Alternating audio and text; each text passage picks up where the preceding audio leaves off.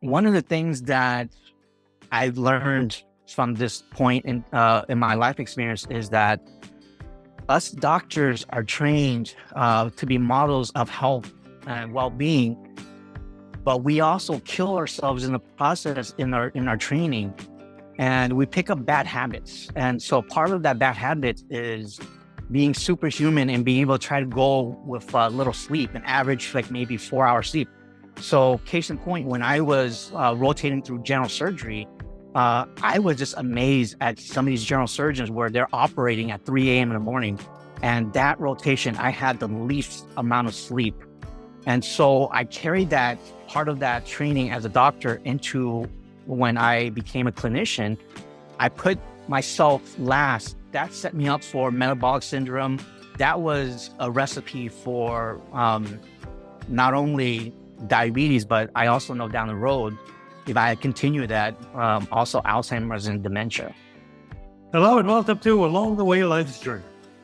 I'm your host, Carl Buccellato. As I've told you many times, I've traveled millions of miles around the world and I've met many, many interesting people.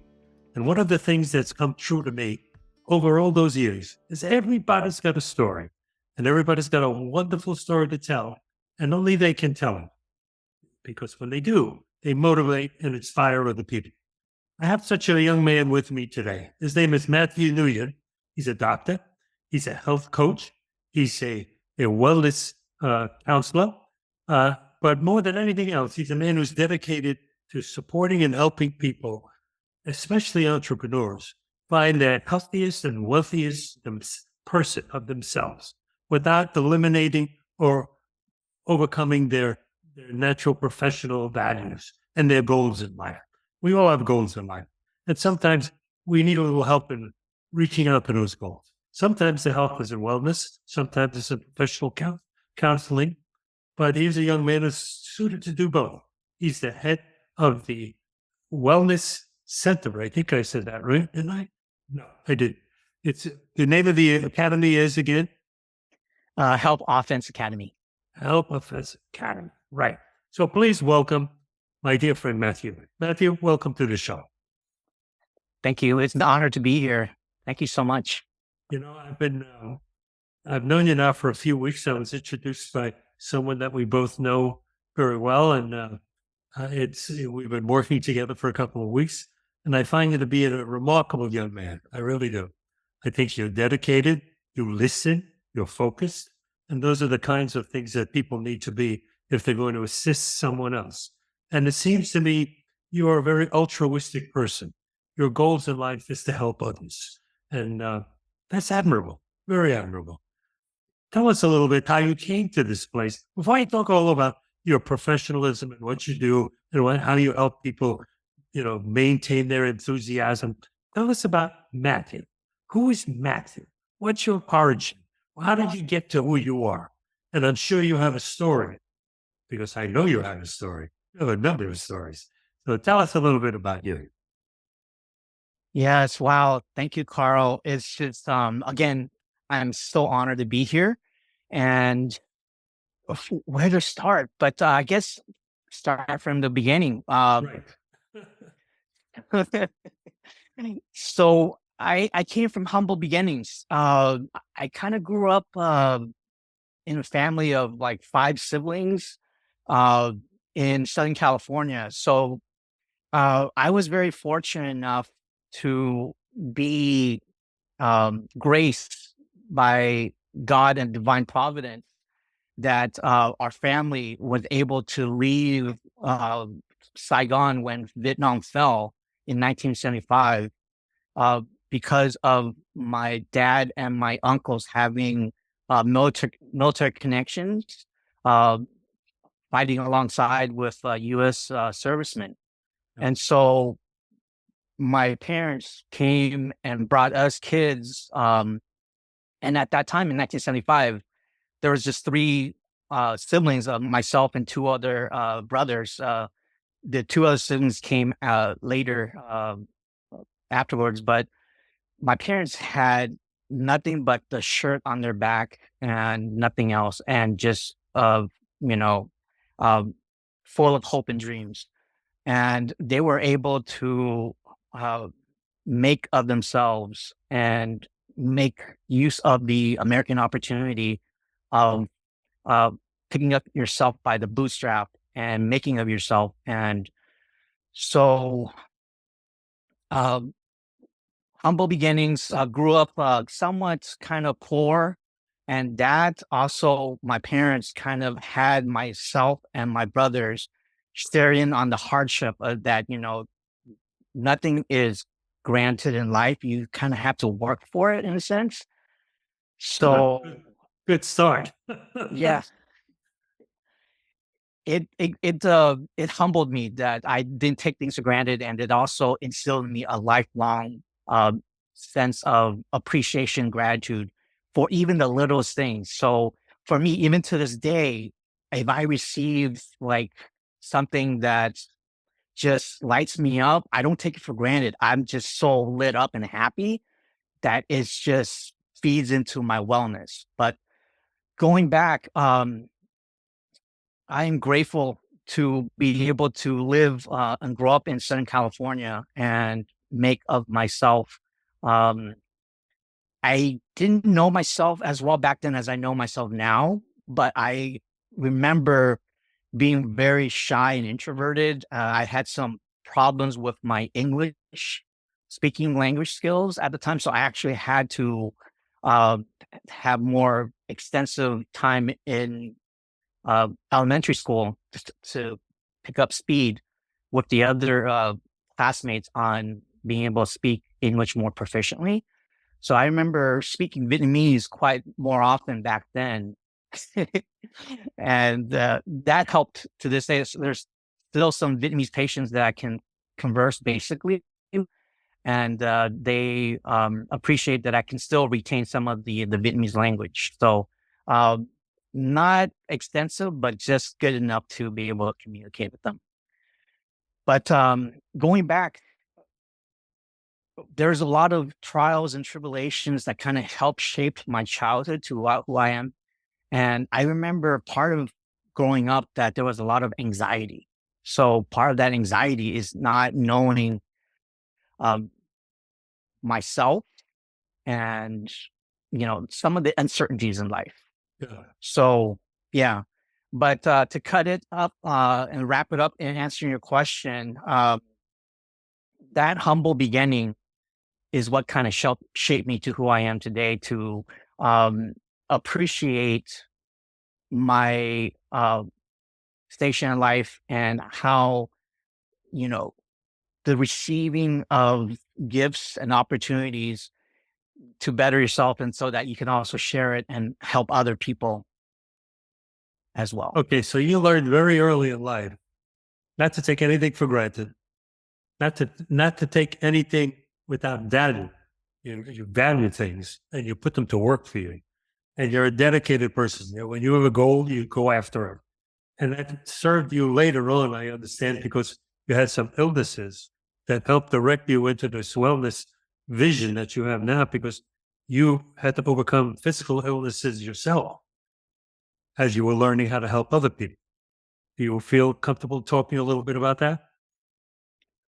Yes, thank you. I'd be honored to. So part of my journey is from that humble beginning that instilled in me was a spirit of service, and part of that was I actually was thinking of the priesthood, and I went to the seminary in my ninth grade year, and from that I realized I wanted to be a doctor. So I left the seminary, pursued my doctoral studies, and became a foot doctor. And one of the things that I've learned from this point in my life experience is that us doctors are trained to be models of health and well-being, but we also kill ourselves in the process in our training, and we pick up bad habits. And so part of that bad habit is being superhuman and being able to try to go with little sleep, an average like maybe 4 hours sleep. So case in point, when I was rotating through general surgery, I was just amazed at some of these general surgeons where they're operating at 3 a.m. in the morning. And that rotation, I had the least amount of sleep. And so I carried that part of that training as a doctor into when I became a clinician. I put myself last and put my patients and my medical groups first. And I was averaging 4 hours sleep a night for Not 15 enough for years. anyone. Exactly. And it's sort of like that set me up for metabolic syndrome, elevated cholesterol, elevated blood pressure, elevated, uh,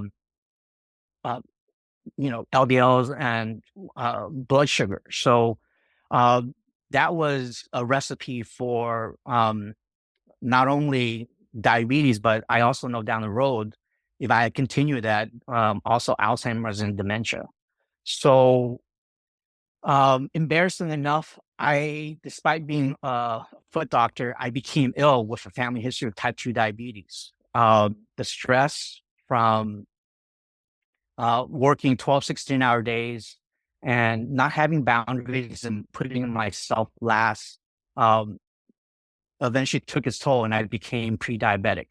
And this was after my own dad almost died of a heart attack.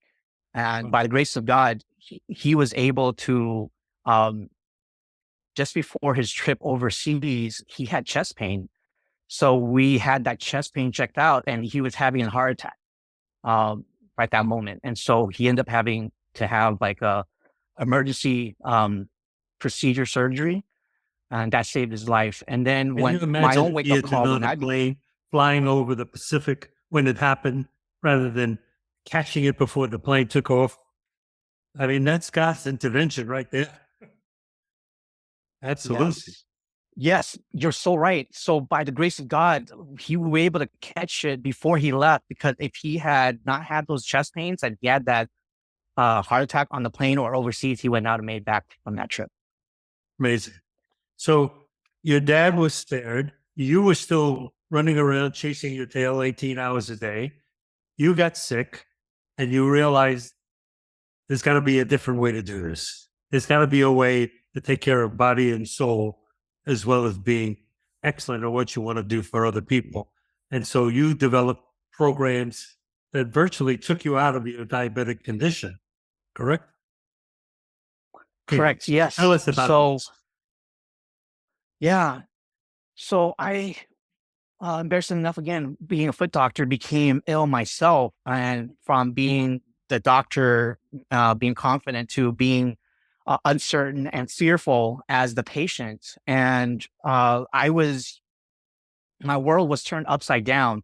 But looking back, it was turned upside down for the better. So I was able to reconnect with myself and my values because at that point that led me up to being ill, I was so disconnected with myself. I actually had little self worth where I was putting others first before myself. And that's where I had no boundaries too.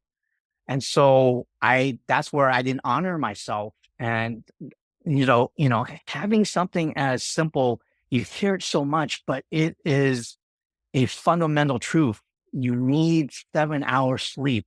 If you don't have that, you are inviting yourself to more chronic stress, more dissonance thinking, and more ill health for it. So for me, I was able to reverse my prediabetes, reconnect with myself, my values, getting sleep. Fundamentally, it's like, why am I killing myself 4 hours a day? And that's part of a reflection of our culture. It's sort of like a badge of honor to go with little sleep and work yourself to the bone. And that doesn't have to be that way. You can actually work and have both your health and your wealth. And your wealth is not just monetary, it's the richness of your loving relationships and all the things that are working in your life, emotional, mental, spiritual. That Sure, includes because also when you have all those things, you're a fully human being.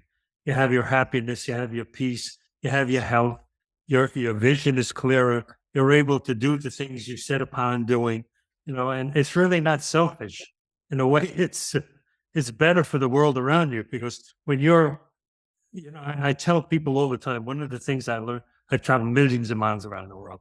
And one of the things I learned very early on, you get on an airplane and the hostess would always say, if the oxygen tanks come down, put it on yourself first. You can't help anyone else until you're capable of functioning. So you got to put it on yourself first. Well, the same is true with sleep patterns and eating patterns and exercise and elimination of stress, coming to a place of peace within yourself.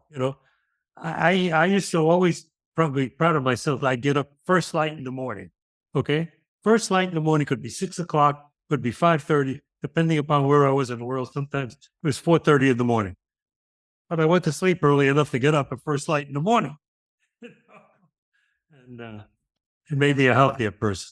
And you're helping me with that. You've given me a whole list of things to do and work on. I don't want to take away from your study plan and what you offer people who come to you as patients or students. But perhaps you can give just a general overview of the types of things that you touch on. You live most effectively if you are living holistically from your mind, body, and spirit. So you're not just a physical being, but you're also a mental, emotional, spiritual being.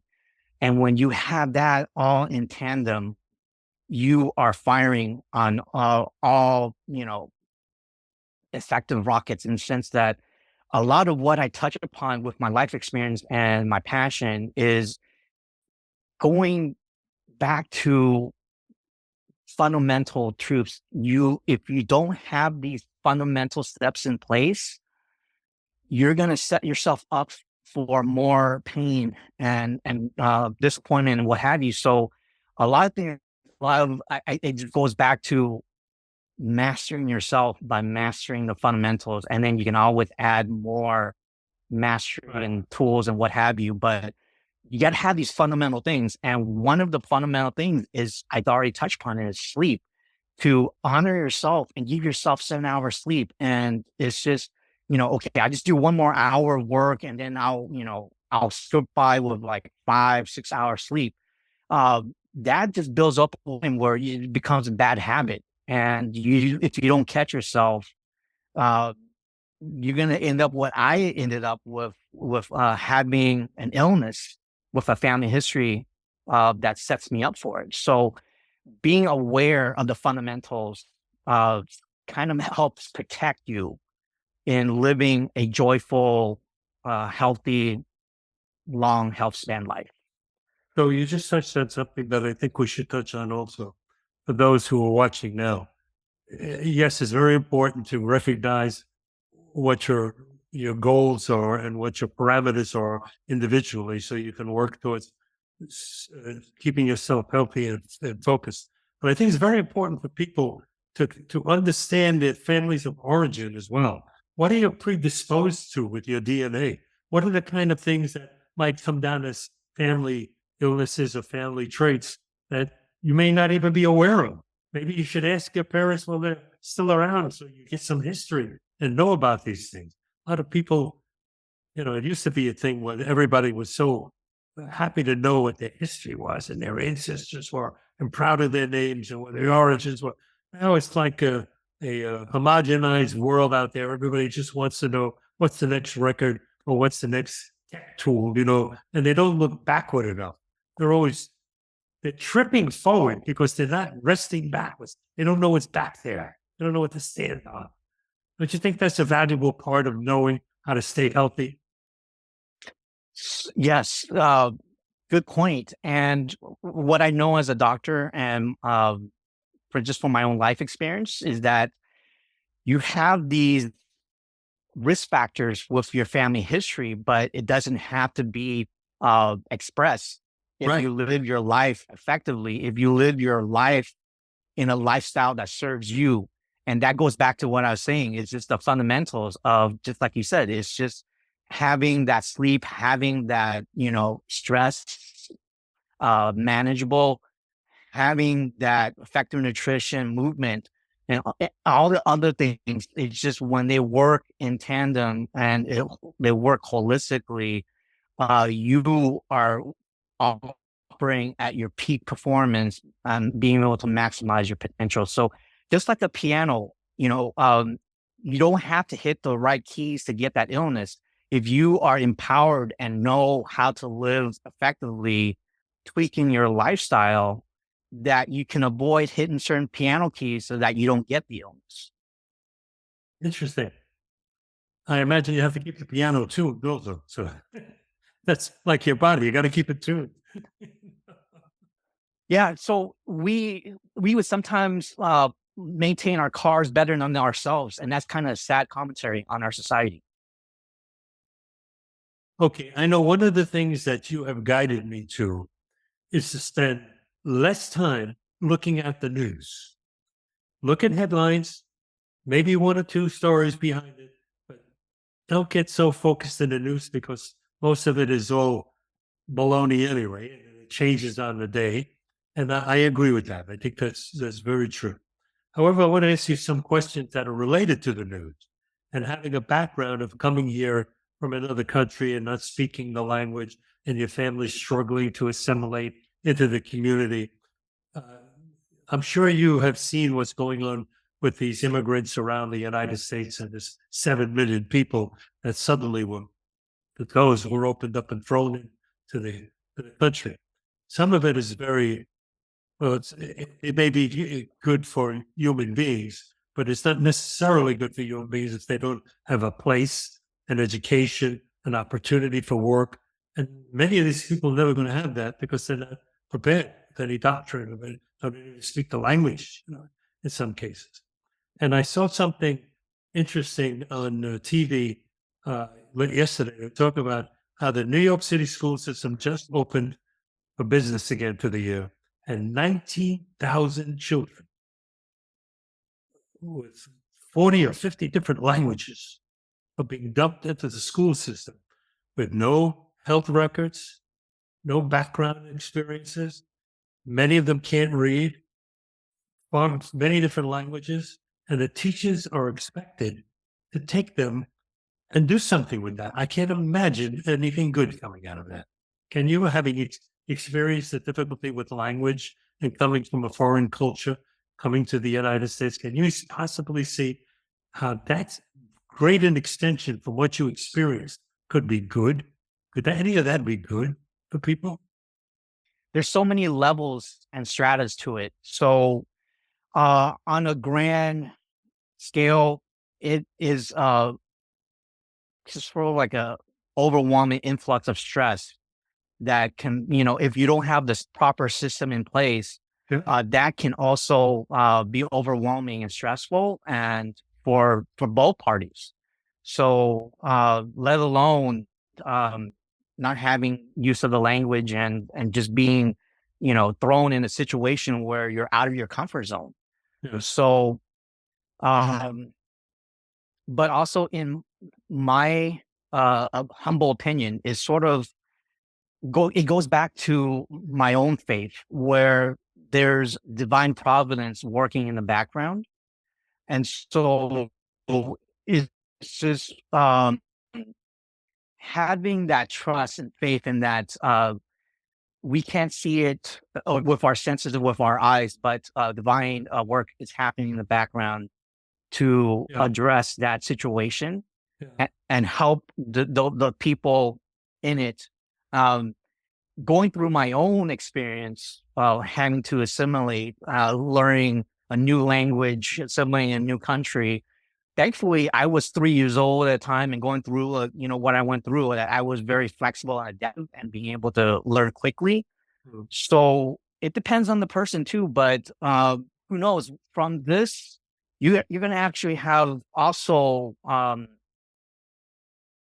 potential new leaders, doctors, lawyers, pharmacists Oh, in yes. the mix in the Oh, yes. future because they're Yes. given this opportunity. Yeah, and I'm fully aware that Scripture says, "What Christ says, whatever you do to the least of my brothers, you do unto me." I know we're supposed to go and provide and help and support, but I think that part of the issue is that while we, the populace, recognize the human condition, it seems that so much of the government and the politicians have a completely different vision. And why? Because they're not like Mayor Adams of New York said yesterday, this is going to destroy New York City. Now, in one sense, they say we're a sanctuary city. People are welcome here. We will help them. When there were 10,000 people last year, they did so. Now there's 140,000, and it's beyond the limits of capacity for them to help them. So a mayor says, this is going to destroy New York City. I can only imagine certain people living in the city or borderline poverty themselves, or seeing their jobs possibly lost, and they don't get any help from the government at all. I can only see that causing stress between two groups of people, the poor and the poorer, and that's not good for anyone. I know full fact that at the turn of the century, 1800 into 1900, when all those hundreds of thousands of immigrants came from Europe to New York City, many of them Italians, the city did nothing to help them. This woman she was a nun, and she became uh, a saint in the Catholic Church, and it was Mother Cabrini. She caused all of these schools and health centers and shelters to take place by going into the populace and saying, we need to do this. The government's not doing it. Can't leave the people alone. And I imagine something along the way, as you say, divine intervention is going to take place. These things are going to happen. And some of those people will end up being in jail, and some of them will end up being physicians or scientists and change the world. I know that. That's the condition of the world. I'm trying not to get emotionally tied to it, but I get emotionally tied to these things because I look at two sides to the question, and I know that God will intervene. I pray daily for his intervention and for his guidance to me. What can I do? What is it that I can do? I'm an old man. I can't go out there, with a soup kitchen and feed everybody, but I can talk about it, and I can motivate others to do things, and I can support the soup kitchen in my neighborhood by sending it a check. Those are the things I can do. So I look at all the people who are watching the show right now, and I say, what is it you think you can do? What are you going to do for mankind today? What are you going to do to hear God's call and say, not only for those indigent people in the streets, sleeping in the streets, but for those in harm, for the fact that our government 8 years ago decided, no, we don't need mental health centers any longer. We can close them and put all those veterans back on the street without meds. We could put all those mentally ill people out there with no support. We don't know where they're going to live. Many of them living under bridges. Why? Because they're cutting budgets to do other things. That's not what we're supposed to be about. We're supposed to be our brother's keeper. That's what we're supposed to be about. And for this man to make me healthy, it makes me know that God is saying he's sending me an advocate here to keep me strong, to say and do the things I'm supposed to do in God's vision. Because that's the call. We all have to follow God's vision. Christ said, go out and make disciples of all men in this world. That's not just some of them, that's all of them. And everybody needs something. So I'm getting off my soapbox now. I'm sorry. I warned you, this happens to me. There's this trigger in my brain that doesn't let me sit quiet.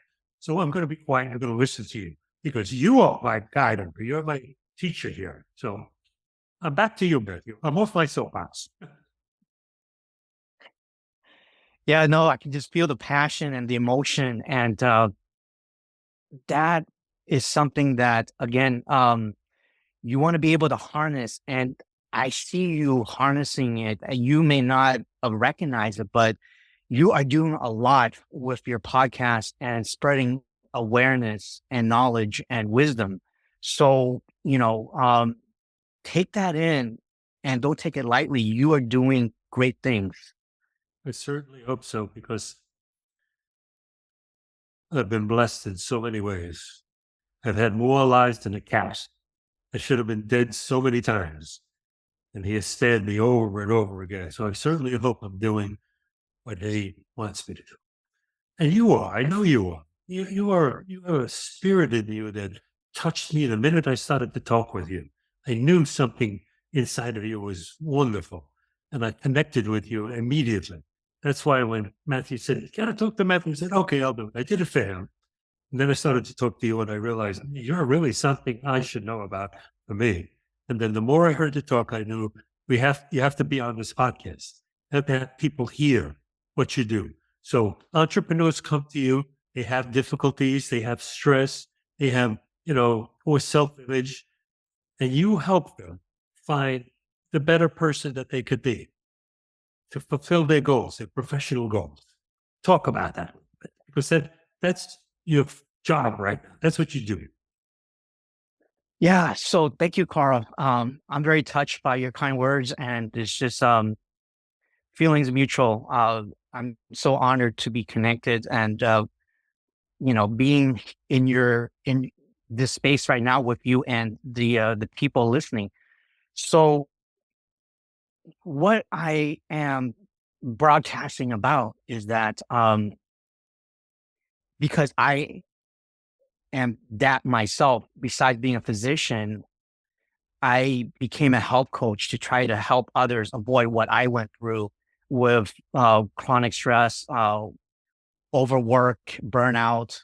And for me, entrepreneurs just happens to kind of fit with what I was going through with my own experience, and having that hustle culture of working yourself to the bone, um, going by little sleep, and putting yourself at risk for illness and burnout. So, uh, one of the things that I want to be able to share is that you don't have to kill yourself to, realize your dreams. You can do things effectively now, just like you're saving for retirement and having that compounded.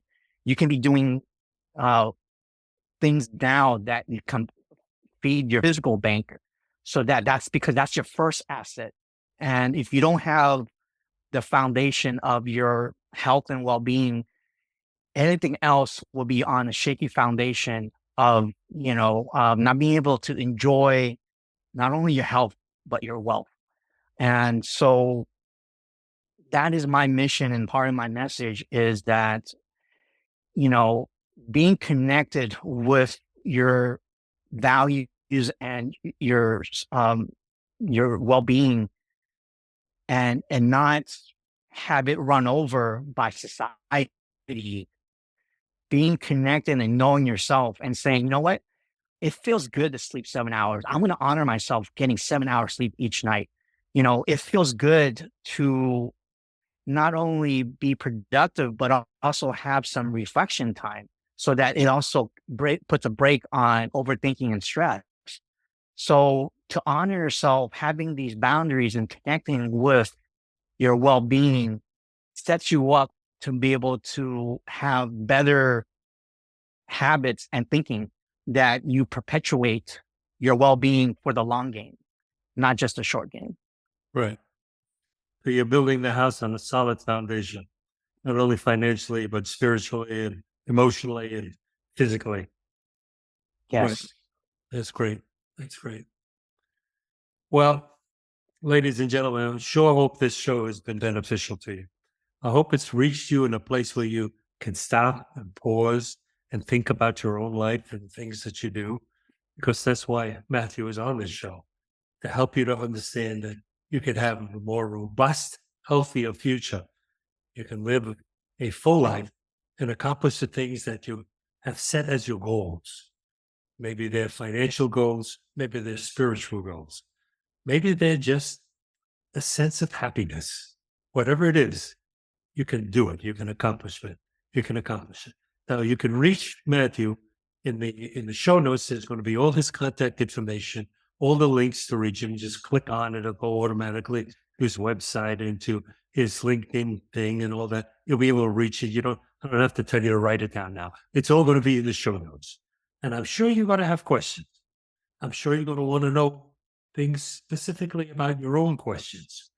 I'm sure Matthew will be willing and happy to chat with you and help guide you into places that perhaps you can find answers to those questions. So we do this kind of a show every other Wednesday, and we bring forth people like Matthew, who I believe are motivational and inspirational, but also impactful. They can give you something meaningful, something you can sink your teeth into, and hold on to and say, I can do something with this. It's not just altruistic. It's tools that you can use. And if you use them, you'll be a healthier and a happier person. I also know you may know someone like Matthew that you would like to recommend to be on the show. Please do. Write in, contact me. You have all my contact information in here, and let me know who the person is. I'll be glad to interview them, chat with them, and if they have a meaningful comment to make to the show, or even if they have a counter comment, if they have anything in any of the shows, if they have a counter opinion of something and they want their viewpoint set. And this is not a one-way street. This show is open to people who have willingness to speak their mind. Just speak it clearly and intelligently. And I will give you a venue if you seek it. I also want you to know that, we have no sponsors on this show. That book behind me is the sponsor of this show, the book that I wrote, and it's in its third printing right now. But it would help me if you like the show. Say yes, you like it. Thumbs up. Subscribe. Let us know you like it so we'll know we're going in the right direction. And I also want to say to you what I say all the time. You have your own unique story. Everybody has their unique story, but no one can tell it like you can. Write it down. Tell it to your loved ones, your family. Tell it to the people you know. Because when it's too late, it's too late. The wisdom is gone. Make sure you pass it on now. And here I'm going to do what I do every week. I know it makes some people laugh, but I'm going to do it every week. I'm this big, blustery old guy from Brooklyn, and I know what brings me through life. Grab somebody in a bear hug today and tell them you love them. Tell them you love them, because it may be the only time someone whispers those words to them.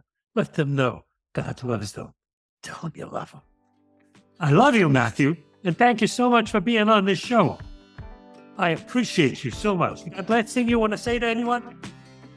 Oh, I love you too, Carl, and I love just this jam session that we had together. And my last words is just the words of Bob McFerrin, his song, "Don't Worry, Be Happy." Don't worry, be happy. God bless. Bye-bye, all. Bye.